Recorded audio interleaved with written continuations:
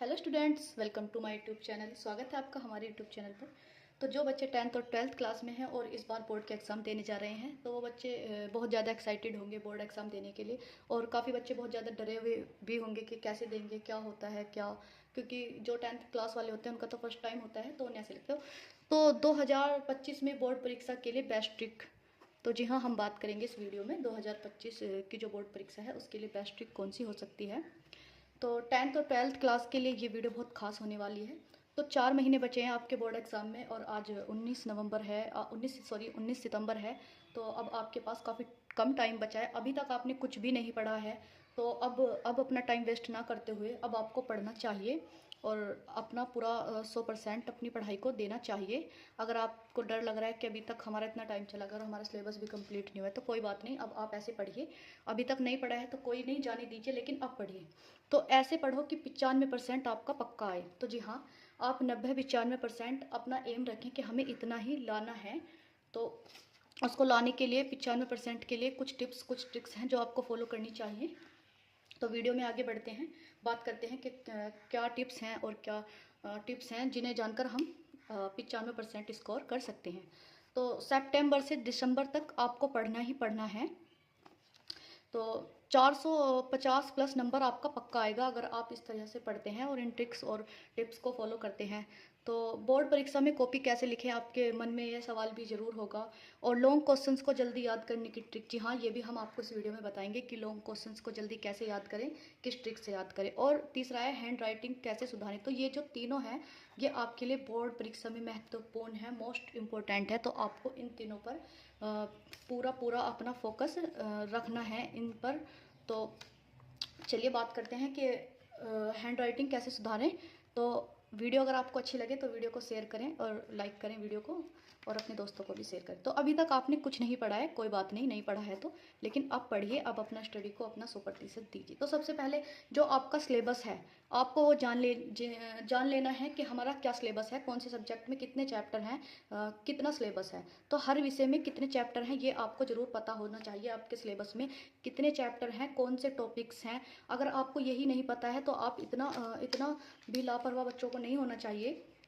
तो उनको अपने विषय और अपने चैप्टर्स के बारे में ज़रूर ही पता होना चाहिए। ये नहीं है कि आप उनको बहुत डीपली पढ़े, ऐसा नहीं है। आप उनको 1-2 बार अच्छे से रिवाइज करें तो आपको ये नॉलेज हो जाएगी कि हमारा ये चैप्टर इस सब्जेक्ट का है और इसमें ये वाला टॉपिक है। तो कौन सा चैप्टर कितने मार्क्स का है या कौन सा क्वेश्चंस कितने मार्क्स का है, कौन से चैप्टर मोस्ट इम्पोर्टेंट हैं और उनसे क्वेश्चंस आते ही आते हैं। और तो अब लग जाइए आप पूरी प्लानिंग के साथ कि आपका एक प्लान बनाइए। तैयारी करने से पहले उसको अपना एक रूटीन बनाइए, प्लान बनाइए, उसको एक कॉपी पर अच्छे से लिख लीजिए और फिर उसके अकॉर्डिंग अपनी तैयारी कीजिए। तो आप 2025 की बोर्ड परीक्षा में 95% ला सकते हैं। तो चलिए आगे देखते हैं, वीडियो में आगे बढ़ते हैं। ये मैंने छोटी छोटी सी क्लिप लगाई हुई थी जैसे कि पेज ना उड़े। चलिए आगे देखते हैं कि टॉपर कैसे बनते हैं। तो जी हाँ, टॉपर कैसे बनते हैं। तो जो टॉपर्स होते हैं वो सबसे पहले अपना सेट करते हैं गोल। तो सेट योर गोल।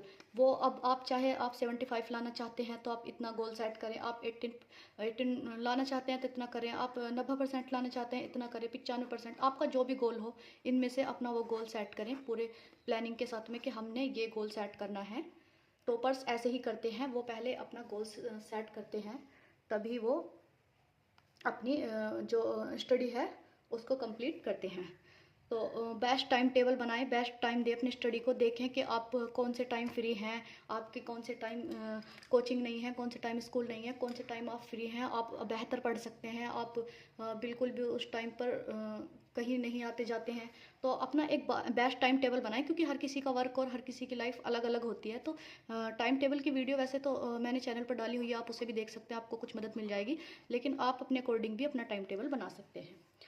दूसरा है सोशल मीडिया का कम से कम उपयोग करें। जी हाँ, सोशल मीडिया मोस्ट इम्पोर्टेंट, क्योंकि हर स्टूडेंट के पास मोस्टली फ़ोन होता ही होता है। और वो लोग क्या करते हैं, इंस्टाग्राम चलाते हैं। इंस्टाग्राम तो आजकल के लड़के लड़कियों में इतना ज़्यादा फेमस है कि इंस्टाग्राम चलाना तो अपना मतलब शौक ही समझते हैं। और ये कुछ नहीं है, 2-2 घंटे 3-3 घंटे रील देखे जा रहे हैं, रील देखे जा रहे हैं, चैटिंग किए जा रहे हैं। तो ये सब जो है टाइम वेस्ट करने का है। शॉर्ट वीडियो देख रहे हैं, यूट्यूब पे देख रहे हैं, फेसबुक चला रहे हैं, चैटिंग कर रहे हैं, व्हाट्सअप चला रहे हैं, कोई फ्रेंड है उससे घंटों घंटों चैटिंग चल रही है, स्टेटस लगा रहे हैं।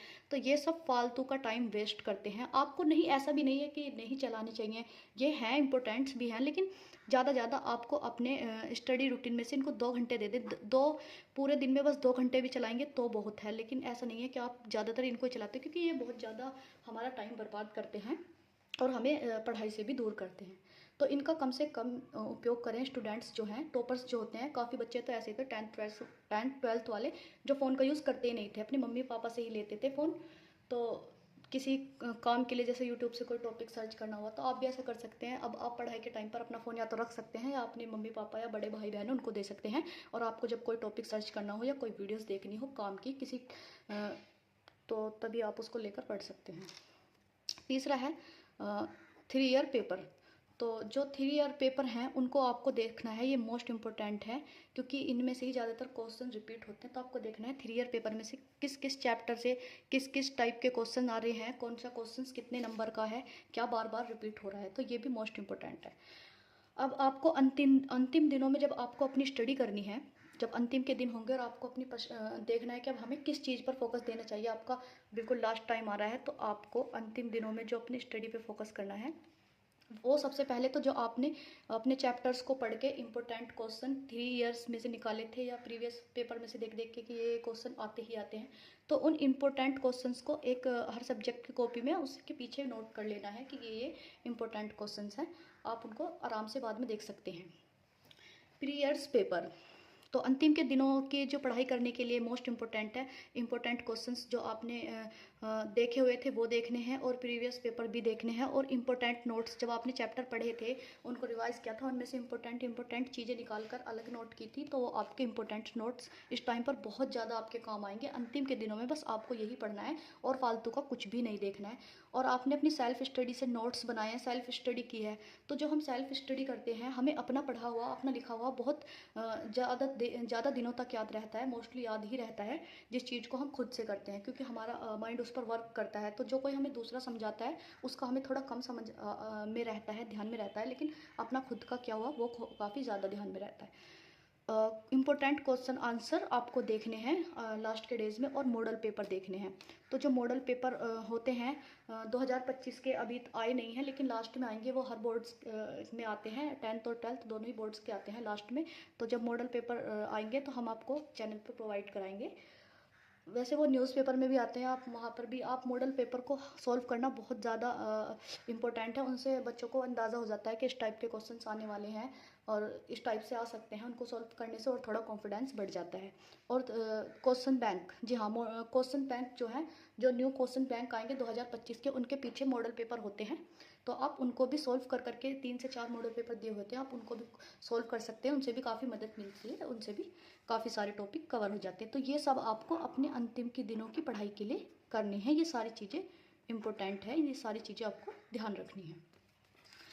आगे देखते हैं। तो आपके जो ऑल फार्मूला है, जैसे कि मैथ्स के हो गए, साइंस के हो गए, आपको सभी फार्मूलाज को याद रखना है, सारे फार्मूलाओं को एक अलग नोट्स कर लेना है और नोट करके उनको देखते रहना है, रोज़ रिवाइज करना है, और चैप्टर के इम्पोर्टेंट टॉपिक को पढ़ें। तो जी हाँ, आपको जो चैप्टर के इम्पोर्टेंट टॉपिक हैं उनको भी पढ़ना है लास्ट के दिनों में, और सभी विषय के ऑब्जेक्टिव याद कर लें। आपके जो सोशल साइंस है, आई मीन जिस भी विषय में ऑब्जेक्टिव टाइप क्वेश्चंस है, आपको सबसे पहले अपने सारे ऑब्जेक्टिव टाइप्स क्वेश्चंस सारे चैप्टर के रिवाइज कर लेने हैं, अच्छे से याद कर लेने हैं, और उनको डेली रिवाइज करना है। जैसे सपोज करो आपके फर्स्ट चैप्टर में होंगे 30 होंगे, 50 होंगे, जितने भी हैं आपको बहुत अच्छे से वो याद करने हैं और सारे ही चैप्टर के याद करने हैं। अब बात करते हैं कि स्मार्ट वर्क कैसे करें। तो जी हाँ, स्मार्ट वर्क कैसे करें। स्टूडेंट्स जो कम टाइम में अच्छे मार्क्स स्कोर करते हैं तो वो स्मार्ट वर्क करके ही करते हैं।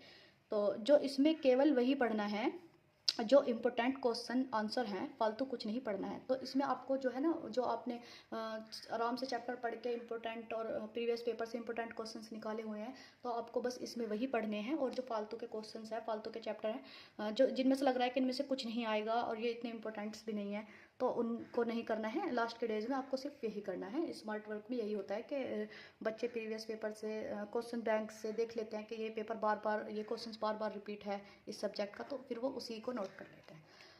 अगला है कि क्वेश्चंस बैंक का क्वेश्चंस आंसर साथ ही ए टू जेड ऑब्जेक्टिव याद करना है। जी हाँ, क्वेश्चन बैंक जो आते हैं उनमें भी बहुत सारे ऑब्जेक्टिव होते हैं, तो आप उनके सारे ए टू जेड याद कर लेते हैं, क्योंकि ये जो क्वेश्चन बैंक होते हैं मॉडल पेपर जो सभी बच्चे लेते हैं ज़्यादातर, तो जो उनमें जो ऑब्जेक्टिव टाइप क्वेश्चंस होते हैं ना वो मोस्टली इम्पोर्टेंट ही होते हैं, क्योंकि क्वेश्चन बैंक में यही नोट्स होता है, वो एक टाइप के नोट्स ही होते हैं, तो उसमें तो वही होते हैं जो इम्पोर्टेंट होते हैं। तो क्वेश्चंस बैंक के ऑब्जेक्टिव टाइप क्वेश्चन और क्वेश्चन भी काफ़ी इंपॉर्टेंट होते हैं, तो आप उनको भी अच्छे से देख लें। अंतिम महीने में बोर्ड द्वारा जारी मॉडल पेपर सॉल्व करना है। जी हाँ, ये भी मोस्ट इंपॉर्टेंट है। अंतिम महीने में बोर्ड आपके लिए पेपर जारी करता है मॉडल पेपर के, इस टाइप से क्वेश्चन आएंगे, इस टाइप से पेपर आएगा, तो आपको वो भी ज़रूर देखने हैं। जब वो आ जाएंगे तो हम आपको यहीं पर प्रोवाइड करेंगे। मैथ्स प्लस फॉर्मूला रोज रिवाइज करना है। तो मैथ्स के जो फॉर्मूलेज हैं उनको जहाँ आपने नोट किया हुआ है तो उनको आपको रोज डेली रिवाइज करना है, ये भी बहुत मोस्ट इंपॉर्टेंट है। सभी विषय के ऑब्जेक्टिव रोज याद करने हैं आपको, तो सभी विषय के ऑब्जेक्टिव याद करें। ऑब्जेक्टिव याद करेंगे, उसके बाद आप शॉर्ट याद करेंगे, उसके बाद लॉन्ग याद करेंगे, तो आपको और भी ज़्यादा जल्दी से याद होगा। अब ये जो है ना, ये हमारे